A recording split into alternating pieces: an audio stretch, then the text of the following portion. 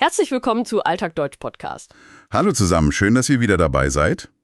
Wahnsinn, oder? Heute ist einfach Tag 200. Ja, Tag 200. Das muss man sich wirklich mal auf der Zunge zergehen lassen.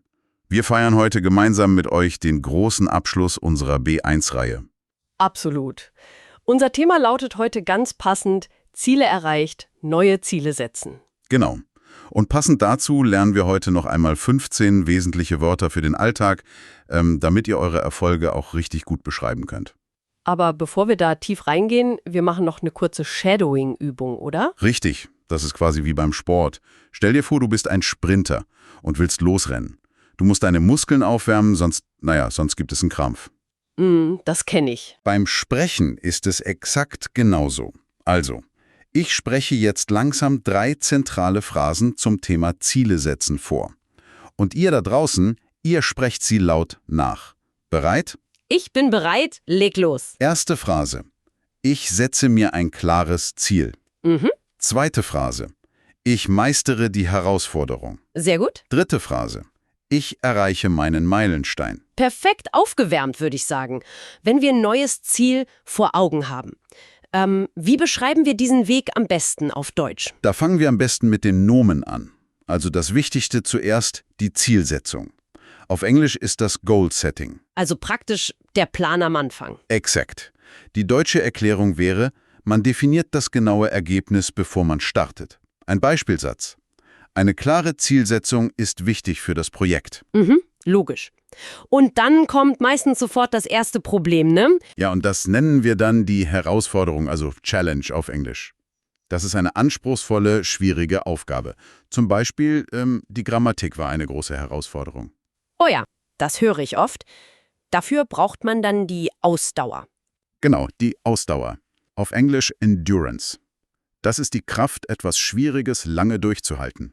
Ohne Ausdauer gibt man halt schnell auf. Verstehe. Und um das Ganze machbar zu halten, teilt man sich den Weg ja oft auf in eine Etappe, richtig? Richtig, die Etappe. Englisch Stage oder Leg. Ein Teilabschnitt von einem langen Weg. Zum Beispiel, wir haben die erste Etappe geschafft. Aber warte mal kurz. Da muss ich jetzt mal nachhaken.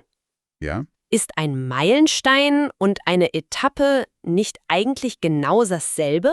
Nein, da gibt es einen ganz feinen Unterschied. Stell dir mal vor, du machst eine riesige Bergwanderung. Okay. Meilenstein, Englisch Milestone. Ein herausragender Triumph. Ah, okay. Das Basislager ist die Etappe und der Gipfel ist der Meilenstein. Genau. Und passend dazu habe ich diesen Beispielsatz mitgebracht. Mit dem Abschluss von Tag 200 haben wir einen bedeutenden Meilenstein erreicht. Wow, ja, das stimmt absolut. Aber weißt du, Nomen allein bringen uns ja nicht ans Ziel. Leider nicht, nein. Wir müssen ins Handeln kommen. Wir brauchen Verben. Richtig. Und im Alltag erzählen wir ja oft von Dingen, die wir schon geschafft haben.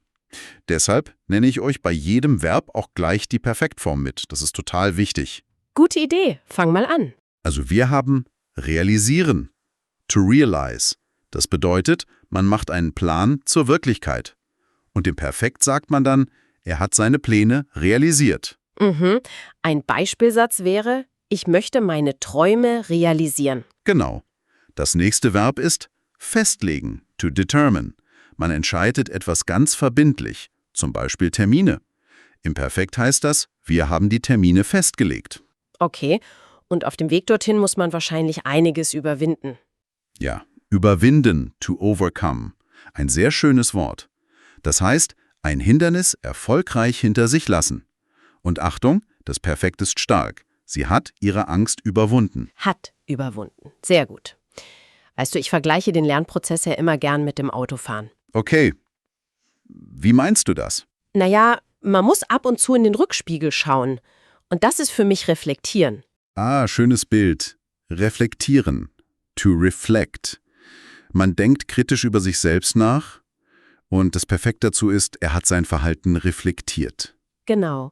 Und wenn man im Rückspiegel gesehen hat, dass alles passt, schaut man wieder nach vorne und behält auf der Autobahn sein Tempo bei. Sehr elegant übergeleitet. Beibehalten. To maintain. Man verändert etwas Gutes nicht und das Perfekt, sie hat ihr Tempo beibehalten. Okay, also wir haben die Nomen für den Plan und die Verben für die Handlungen. Mhm. Aber um diese Verben richtig auszuführen, braucht man doch eine bestimmte Einstellung, oder? Richtig. Da kommen unsere Adjektive ins Spiel. Das erste ist zielgerichtet, purposeful oder targeted. Also, dass man genau weiß, wo man hin will? Genau, man ist total fokussiert. Beispielsatz. Sie arbeitet sehr zielgerichtet an ihrem Projekt. Und das muss man wahrscheinlich kontinuierlich machen? Kontinuierlich, ja, also continuous. Ohne große Pausen immer weitermachen. Aber da gibt es eine Falle. Ach ja?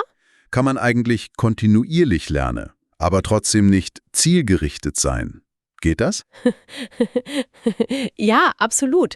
Stell dir vor, du gehst auf einen Sportplatz und rennst jeden Tag stundenlang einfach nur im Kreis. Okay, ne? Du bewegst dich ständig, du bist also kontinuierlich dabei, aber du kommst nirgendwo an. Du bist nicht zielgerichtet unterwegs. Ah, krass. Das ist ein super Bild. Man braucht also beides. Exakt.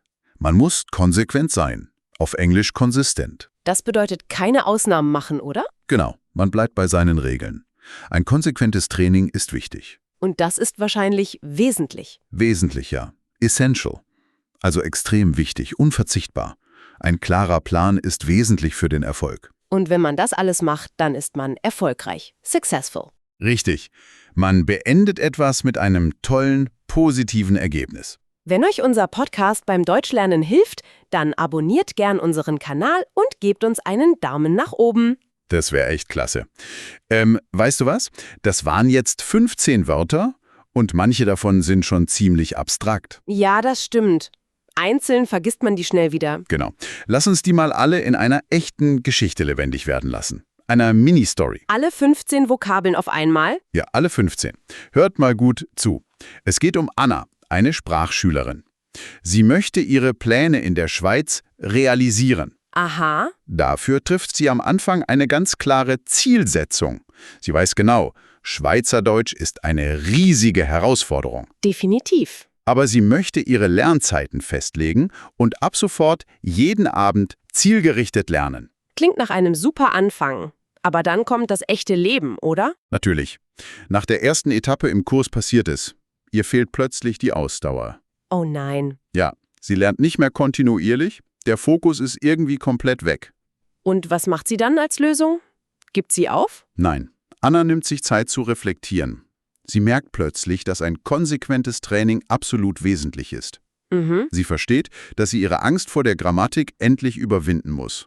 Und weißt du was? Was? Sie schafft es, ihre neue Routine dauerhaft beizubehalten, schließt den B1-Kurs extrem erfolgreich ab und feiert heute genau diesen Meilenstein. Wow. Was für eine tolle Geschichte. Und ganz ehrlich, Annas Meilenstein, das ist doch eigentlich auch der Meilenstein von unseren Zuhörern heute. Ja, absolut.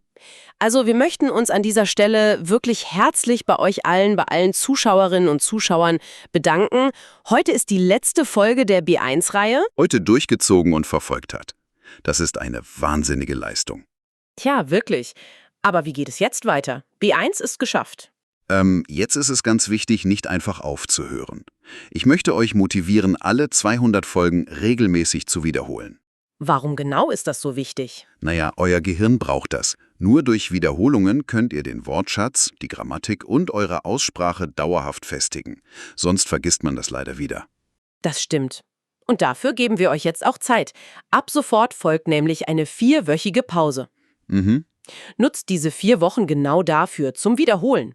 Und danach startet unsere brandneue B2-Reihe. Da freuen wir uns schon riesig drauf. Und dafür brauchen wir euch.